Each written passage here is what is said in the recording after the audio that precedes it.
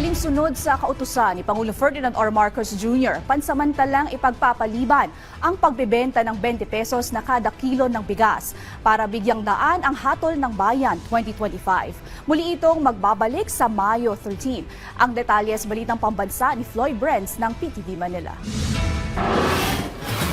Kasunod ng rekomendasyon ng Commission on Elections o COMELEC sa Department of Agriculture ang pagbebenta ng 20 pesos kada kilong bigas na muling sisimulan matapos ang May 12 midterm elections. Ayon kay Agriculture Secretary Francisco Tio Laurel Jr., magsisimula ang bentahan ng murang bigas ng mga local government units sa May 13. Ang pilot test ng programa ay inilunsad sa Cebu kasabay ng araw ng paggawa. Sinabing tinupad nito ang pangako ni Pangulong Ferdinand R. Marcos Jr.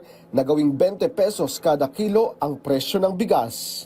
Nilinaw naman ni Tio Laurel na hindi maapektuhan ang kalidad ng bigas kahit na antala ang implementasyon. Nagpapasalamat naman ang COMELEC sa Department of Agriculture sa pagtalima nito sa kanilang naging rekomendasyon kung saan mula May 2 hanggang May 12 ay walang ipatutupad na pagbebenta ng 20 pesos na bigas.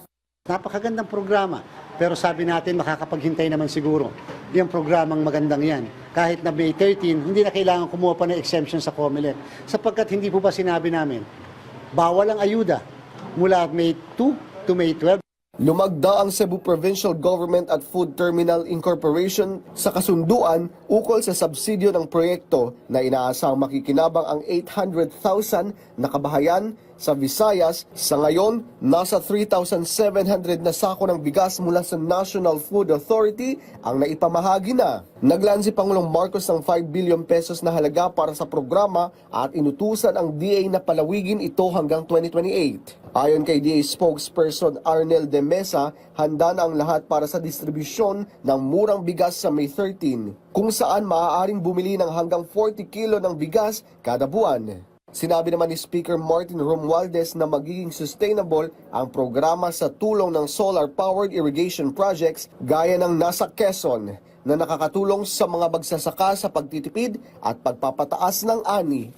Mula PTV Manila, Floyd Brenz, Balitang Pambansa.